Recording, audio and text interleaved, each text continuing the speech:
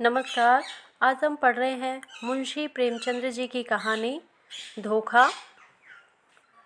सती कुंड में खिले हुए कमल वसंत के धीमे धीमे झोंकों से लहरा रहे थे और प्रातः काल की मंद मंद सुनहरी किरणें उनसे मिल मिलकर मुस्कुराती थी। राजकुमारी प्रभा कुंड के किनारे हरी हरी घास पर खड़ी सुंदर पक्षियों का कलरव सुन रही थी। उसका कनक कनक वर्ण तन इन्हीं फूलों की भांति दमक रहा था, मानो प्रभात का साक्षात सौम्य मूर्ति है जो भगवान अंशुमाली के किरण करों द्वारा निर्मित हुई थी। प्रभा ने मौलसिरी के वृक्ष पर बैठी हुई एक श्यामा की ओर देखकर कहा, मेरा जी चाहता है कि मैं भी एक चिड़िया होती। उसकी सहेली उमा ने मुस्कुराकर पूछा, क्यों? प्रभा ने कुंड की ओर ताकते हुए उत्तर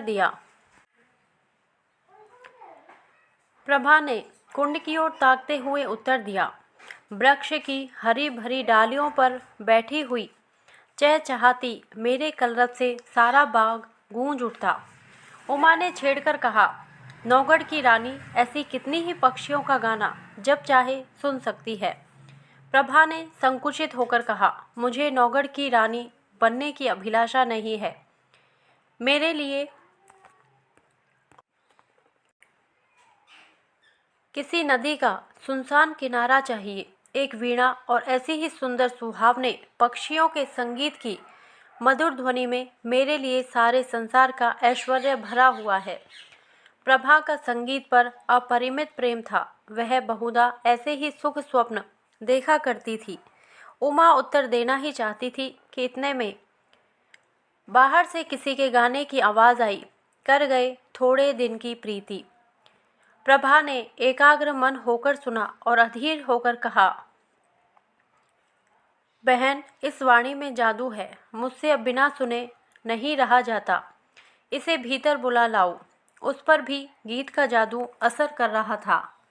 वह बोली, निस्संदेह है, ऐसा राग मैंने आज तक नहीं सुना। खिड़की खोलकर बुलाती हूँ। थोड़ी देर में रागिया भीतर आया। सुंदर सजीले बदन का नौजवान था, नंगे पैर, नंगे सिर, कंधे पर एक मृग चर्म, शरीर पर एक गेरुआ वस्त्र, हाथों में एक सितार। मुखार बिंद से तेज छिटक रहा था। उसने दबी हुई दृष्टि से दोनों कोमलांगी रमणियों को देखा और सिर झुकाकर बैठ गया। प्रभा ने झिझकती हुई आंखों से देखा और दृष्टि नीचे कर ली। उमा ने कहा, योगी जी, हमारे बड़े भाग्य थे कि आपके दर्शन हुए। हमको भी कोई पद सुनाकर कृतार्थ कीजिए। योगी ने सिर झुकाकर उत्तर दिया, हम योगी लोग नारायण का भजन करते हैं। ऐसे ऐसे दरबारों में हम भला क्या गा सकते हैं, पर आपकी इच्छा है तो सुनिए। कर गए थोड़े दिन की प्रीति, कहाँ वह प्रीति, कहाँ यह बिछड़न, कहाँ मधुबन की रीति। कर गए थोड़े दिन की प्रीति। योगी का रसीला करुण स्वर, सितार का सुमधुर निनाद, उस पर गीत का माधुर्य प्रभा को बेसुध किए देता था। इसका रसज्ञ स्वभाव था और उसका मधुर रसीला गान अपूर्व संयोग था। जिस भांति सितार की ध्वनि गगन मंडल में प्रतिध्वनित हो रही थी, उसी भांति प्रभा के हृदय में लहरों की हिलोरें उठ रही थी। वे भावनाएं जो अब तक शांत थी, जाग पड़ी। हृदय सुख स्वप्न देखने लगा। सती कुंड के कमल तिलिस्म की परियां बन बनकर मंडराते हुए भौरों से कर जोड़ सजल नयन हो कहते थे, कर गए थोड़ी दिन की प्रीति। सुर्ख और हरी पत्तियों से लदी हुई डालियां सिर झुकाए चहकते हुए पक्षियों से रो रो कर कहती थी, कर गए थोड़े दिन की प्रीति। और राजकुमारी प्रभा का हृदय भी सितार की मस्तानी तान के साथ गूंजता था, कर गए थोड़े दिन की प्रीति। प्रभा बघौली के राव देवी चंद की एक इकलौती कन्या थी। राव पुराने विचारों के रईस थे, कृष्ण की उपासना में लवलीन रहते थे। इसलिए इनके दरबार में दूर दूर के कलावंत और गवैये आया करते और इनाम इकराम पाते थे। राव साहब को गाने से प्रेम था। वे स्वयं भी इस विद्या में निपुण थे। यद्यपि अब वृद्धावस्था के कारण यह शक्ति निःशेष हो चली थी, पर फिर भी विद्या के गूढ़ तत्वों के पूर्ण जानकार थे। प्रभा बाल्यकाल से ही इनकी सोहबतों में बैठने लगी। कुछ तो पूर्व जन्म का संस्कार और कुछ रात दिन गाने की ही चर्चाओं ने उसे भी इस फन में अनुरक्त कर दिया था। इस समय उनके सौंदर्य की खूब चर्चा थी।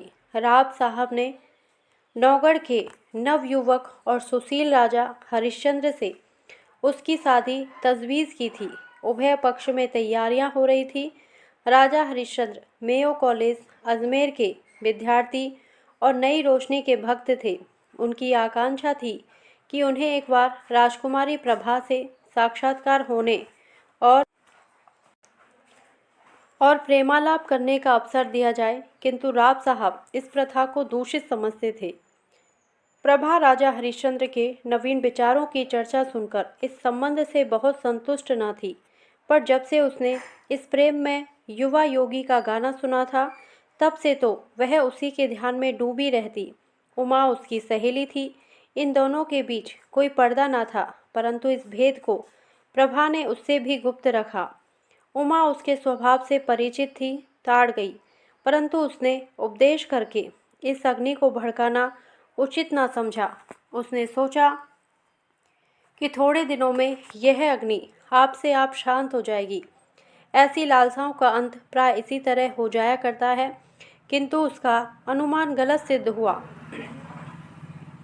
योगी की वह मोहनी मूर्ति कभी प्रभा की आंखों से न उतरती। उसका मधुर राग प्रतिक्षण उसके कानों में गूंजा करता।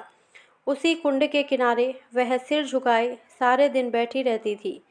कल्पना में वही मधुर हृदयग्राही राग सुनती और वही योगी की मनोहारिणी मूर्ति देखती। कभी कभी उसे ऐसा भास होता कि बाहर से यह आवाज़ आ रही है। वह चौंक पड़ती और तृष्णा से प्रेरित होकर वाटिका की चहारदीवारी तक जाती और वहाँ से निराश होकर लौट आती। फिर आप ही आप विचार करती, यह मेरी क्या दशा है, मुझे यह क्या हो गया। मैं हिंदू कन्या हूँ। माता पिता जिसे सौंप दें उसकी दासी बनकर रहना मेरा धर्म है। मुझे तन मन से उसकी सेवा करनी चाहिए।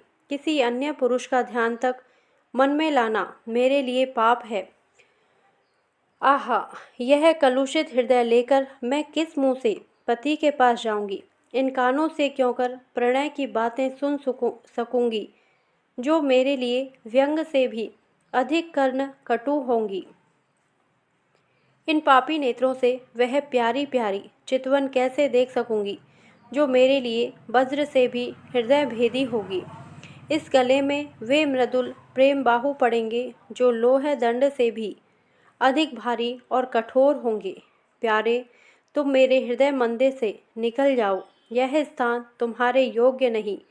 मेरा वश होता तो तुम्हें हृदय की सेज पर सुलाती, परंतु मैं धर्म की रस्सियों में बंधी हूँ। इस तरह 1 महीना बीत गया। ब्याह के दिन निकट आते जाते थे और प्रभा का कमल सा मुख कुमलाया जाता था। कभी कभी विरह वेदना एवं विचार विपल्प से व्याकुल होकर उसका चित्त चाहता कि सती कुंड की गोद में शांति लूं, किंतु राव साहब इस शोक में जान ही दे देंगे, यह विचार कर वह रुक जाती। सोचती, मैं उनकी जीवन सर्वस्व हूँ। मुझ अभागिनी को उन्होंने किस लाड़ प्यार से पाला है। मैं ही उनके जीवन का आधार और अंतकाल की आशा हूँ। नहीं, यूँ प्राण देकर उनका आशाओं की हत्या ना करूँगी। मेरे हृदय पर चाहे जो बीते उन्हें ना कुड़ाऊँगी। प्रभा का एक योगी गवैये के पीछे उन्मत्त हो जाना कुछ शोभा नहीं देता। योगी का गान तानसेन के गानों से भी अधिक मनोहर क्यों ना हो, पर एक राजकुमारी का उसके हाथों बिक जाना हृदय की दुर्बलता प्रकट करता है। राव साहब के दरबार में विद्या की, शौर्य की और वीरता से प्राण हवन करने की चर्चा न थी। यहाँ तो रात दिन राग रंग की धूम रहती थी। यहाँ इसी शास्त्र के आचार्य प्रतिष्ठा के मसनद पर विराजित थे और उन्हीं पर प्रशंसा के बहुमूल्य रत्न लुटाए जाते थे। प्रभा ने प्रारंभ ही से इसी जलवायु का सेवन किया था और उस पर इनका गाढ़ा रंग चढ़ गया था। ऐसी अवस्था में उसकी गान लिप्सा ने यदि भीषण रूप धारण कर लिया तो आश्चर्य ही क्या है। शादी बड़ी धूमधाम से हुई। राव साहब ने प्रभा को गले लगाकर विदा किया। प्रभा बहुत रोई। उमा को वह किसी तरह छोड़ती ना थी। नौगढ़ एक बड़ी रियासत थी और राजा हरिश्चंद्र के सुप्रबंध से उन्नति पर थी। प्रभा की सेवा के लिए दासियों की एक पूरी फौज थी। उसके रहने के लिए वह आनंद भवन सजाया गया था, जिसके बनाने में शिल्प विशारदों ने अपूर्व कौशल का परिचय दिया था। श्रृंगार चतुराओं ने दुल्हन को खूब संवारा। रसीले राजा साहब अधरामृत के लिए विह्वल हो रहे थे। अंतःपुर में गए। प्रभा ने हाथ जोड़कर सिर झुकाकर उनका अभिवादन किया। उसकी आंखों से आंसू की नदी बह रही थी। पति ने प्रेम के मद में मत्त होकर घूंघट हटा दिया। दीपक था पर बुझा हुआ, फूल था पर मुरझाया हुआ। दूसरे दिन से राजा साहब की यह दशा हुई कि भौरे की तरह प्रतिक्षण इस फूल पर मंडराया करते। न राजपाट की चिंता थी, न सैर और शिकार की परवाह। प्रभा की वाणी रसीला राग थी, उसकी चितवन सुख का सागर और उसका मुख चंद्र आमोद का सुहावना कुंज। बस प्रेम मद में राजा साहब बिल्कुल मतवाले हो गए थे। उन्हें क्या मालूम था कि दूध में मक्खी है। यह असंभव था कि राजा साहब के हृदयहारी और सरस व्यवहार का, जिसमें सच्चा अनुराग भरा हुआ था, प्रभा पर कोई प्रभाव न पड़ता। प्रेम का प्रकाश अंधेरे हृदय को भी चमका देता है। प्रभा मन में बहुत लज्जित होती। वह अपने को इस निर्मल और विशुद्ध प्रेम के योग्य न पाती थी। इस पवित्र प्रेम के बदले में उसे अपने कृत्रिम रंगे हुए भाव प्रकट करते हुए मानसिक कष्ट होता था। जब तक राजा साहब उसके साथ रहते, वह उनके गले लता की भांति लिपटी हुई घंटों प्रेम की बातें किया करती। वह उनके साथ सुमन वाटिका में चूहल करती, उनके लिए फूलों का हार गूंथती और उनके गले में हाथ डालकर कहती, प्यारे देखना, ये फूल मुरझा न जाए, इन्हें सदा ताज़ा रखना। वह चांदनी रात में उनके साथ नाव पर बैठकर झील की सैर करती और उन्हें प्रेम का राग सुनाती। यदि उन्हें बाहर से आने में जरा भी देर हो जाती तो वह मीठा मीठा उलाहना देती, उन्हें निर्दय तथा निष्ठुर कहती। उनके सामने वह स्वयं हंसती, उनकी आंखें हंसती और आंखों का काजल हंसता था। किंतु आह, जब वह अकेली होती, उसका चंचल चित्त उड़कर उसी कुंड के तट पर जा पहुंचता। कुंड का वह नीला नीला पानी, उस पर तैरते हुए कमल और मौलसिरी की वृक्ष पंक्तियों का सुंदर दृश्य आँखों के सामने आ जाता। उमा मुस्कुराती हुई और नजाकत से लचकती हुई आ पहुँचती। तब रसीले योगी की मोहनी छवि आँखों में आ बैठती और सितार के सुलसित सुर गूंजने लगते, कर गए थोड़े दिन की प्रीति। तब वह एक दीर्घ निश्वास लेकर उठ बैठती और बाहर निकलकर पिंजरे में चहकते हुए पक्षियों के कलरव में शांति प्राप्त करती। इस भांति वह स्वप्न तिरोहित हो जाता।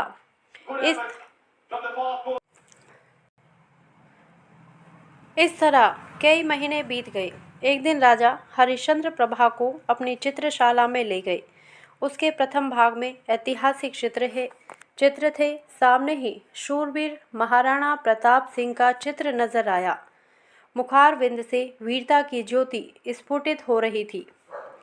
तनिक और आगे बढ़कर दाहिनी ओर स्वामी भक्त जगमल वीरवर सांगा और दिलेर दुर्गादास विराजमान थे। बाईं ओर उदार भीम सिंह बैठे हुए थे। राणा प्रताप के सम्मुख महाराष्ट्र केसरी वीर शिवाजी का चित्र था। दूसरे भाग में कर्मयोगी कृष्ण और मर्यादा पुरुषोत्तम राम विराजते थे। चतुर चित्रकारों ने चित्र निर्माण में अपूर्व कौशल दिखलाया था। प्रभा ने प्रताप के पाद पद्मों को चूमा और वह कृष्ण के सामने देर तक नेत्रों में प्रेम और श्रद्धा के आंसू भरे मस्तक झुकाए खड़ी रही। उसके हृदय पर इस समय कलुषित प्रेम का भय खटक रहा था।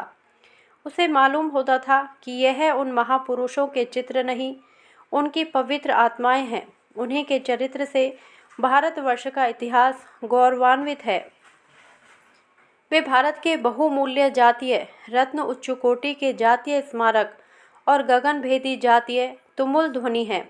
ऐसी उच्च आत्माओं के सामने खड़े होते उसे संकोच होता था।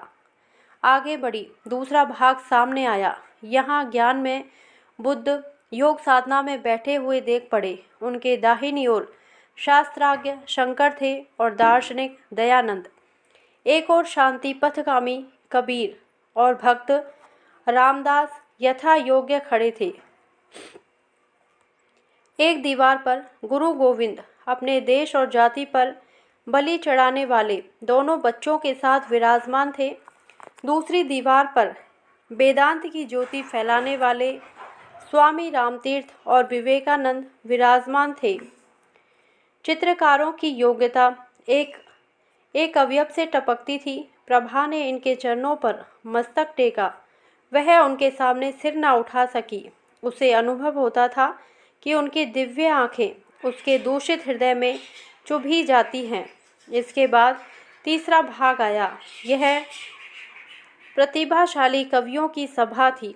सर्वोच्च स्थान पर आदि कवि वाल्मीकि और महर्षि वेदव्यास सुशोभित थे। दाहिनी ओर श्रृंगार रस के अद्वितीय कवि, बाईं तरफ गंभीर भावों से पूर्ण भभूति निकट ही भर्तरी अपने संतोषाश्रम में बैठे हुए थे। दक्षिण की दीवार पर राष्ट्रभाषा हिंदी के कवियों का सम्मेलन था। सहृदय कवि सूर तेजस्वी तुलसी, सुकवि केशव और रसिक बिहारी यथाक्रम विराजमान थे।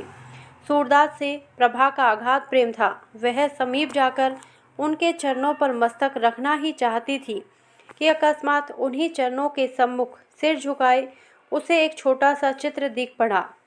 प्रभा उसे देखकर चौंक पड़ी। यह वही चित्र था जो उसके हृदय पट पर खिंचा हुआ था। वह खुलकर उसकी तरफ ताक न सकी। दबी हुई आंखों से देखने लगी। राजा हरिश्चंद्र ने मुस्कुराकर पूछा, इस व्यक्ति को तुमने कहीं देखा है? इस प्रश्न से प्रभा का हृदय कांप उठा। जिस तरह मृग शावक व्याघ्र के सामने व्याकुल होकर इधर उधर देखता है, उसी तरह प्रभा अपनी बड़ी बड़ी आंखों से दीवार की ओर ताकने लगी। सोचने लगी, क्या उत्तर दूं? इसको कहीं देखा है? उन्होंने यह प्रश्न मुझसे क्यों किया? कहीं ताड़ तो नहीं गए? हे नारायण, मेरी पत तुम्हारे हाथ है, क्यों कर इनकार करूं? मुंह पीला हो गया। सिर झुकाकर क्षीण स्वर से बोली, हाँ, ध्यान आता है कि कहीं देखा है। हरिश्चंद्र ने कहा, कहाँ देखा है? प्रभा के सिर में चक्कर सा आने लगा। बोली, शायद एक बार यह गाता हुआ मेरी वाटिका के सामने से जा रहा था। उमा ने बुलाकर इसका गाना सुना था। हरिश्चंद्र ने पूछा, कैसा गाना था? प्रभा के होश उड़े हुए थे। सोचती थी, राजा के इन सवालों में जरूर कोई बात है, देखूं लाज रहती है या नहीं। बोली, उसका गाना ऐसा बुरा ना था। हरिश्चंद्र ने मुस्कुराकर कहा, क्या गाता था? प्रभा ने सोचा, इस प्रश्न का उत्तर दे दूं तो बाकी क्या रहता है। उसे विश्वास हो गया कि आज कुशल नहीं है। वह छत की ओर से निखरती हुई बोली, सूरदास का कोई पद था। हरिश्चंद्र ने कहा, यह तो नहीं, कर गए थोड़े दिन की प्रीत। प्रभा की आंखों के सामने अंधेरा छा गया। सिर घूमने लगा। वह खड़ी ना रह सकी, बैठ गई और हताश होकर बोली, हाँ, यही पद था। फिर उसने कलेजा मजबूत करके पूछा, आपको कैसे मालूम हुआ? हरिश्चंद्र बोले, वह योगी मेरे यहाँ अक्सर आया जाया करता है, मुझे भी उसका गाना पसंद है। उसी ने मुझे यह हाल बताया था, किंतु वह तो कहता था कि राजकुमारी ने मेरे गाने को बहुत पसंद किया और पुनः आने के लिए आदेश किया। प्रभा को अब सच्चा क्रोध दिखाने का अवसर मिल गया। वह बिगड़कर बोली, यह बिल्कुल झूठ है, मैंने उससे कुछ नहीं कहा। हरिश्चंद्र बोले, यह तो मैं पहले ही समझ गया था कि यह उन महाशय की चालाकी है। डींग मारना गवैयों की आदत है, परंतु इसमें तो तुम्हें इनकार नहीं कि उसका गाना बुरा ना था। प्रभा बोली, ना, अच्छी चीज़ को बुरा कौन कहेगा? हरिश्चंद्र ने पूछा, फिर सुनना चाहो तो उसे बुलवाऊं? सिर के बल दौड़ा आएगा। क्या उनके दर्शन फिर होंगे? इस आशा से प्रभा का मुखमंडल विकसित हो गया, परंतु इन कई महीनों की लगातार कोशिश से जिस बात को भुलाने में वह किंचित सफल हो चुकी थी, उसके फिर नवीन हो जाने का भय हुआ। बोली, इस समय गाना सुनने को मेरा जी नहीं चाहता। राजा ने कहा, यह मैं ना मानूंगा कि तुम और गाना नहीं सुनना चाहती। मैं उसे अभी बुलाए लाता हूँ। यह कहकर राजा हरिश्चंद्र तीर की तरह कमरे से बाहर निकल गए। प्रभा उन्हें रोक ना सकी। वह बड़ी चिंता में डूबी खड़ी थी। हृदय में खुशी और रंज की लहरें बारी बारी से उठती थी। मुश्किल से 10 मिनट बीते होंगे कि उसे सितार के मस्ताने सुर के साथ योगी की रसीली तान सुनाई दी। कर गए थोड़ी दिन की प्रीति, वही हृदयग्राही राग था, वही हृदय भेदी प्रभाव, वही मनोहर था और वही सब कुछ जो मन को मोह लेता है। एक क्षण में योगी की मोहनी मूर्ति दिखाई दी। वही मस्तानापन, वही मतवाले नेत्र, वही नयनाभिराम देवताओं का सा स्वरूप। मुखमंडल पर मंद मंद मुस्कान थी। प्रभा ने उसकी तरफ सहमी हुई आंखों से देखा। एकाएक उसका हृदय उछल पड़ा। उसकी आंखों के आगे से एक पर्दा हट गया। प्रेम विह्वल हो आंखों में आंसू भरे वह अपने पति के चरणान बिंदों पर गिर पड़ी और गदगद कंठ से बोली, प्यारे प्रियतम, राजा हरिश्चंद्र को आज सच्ची विजय प्राप्त हुई।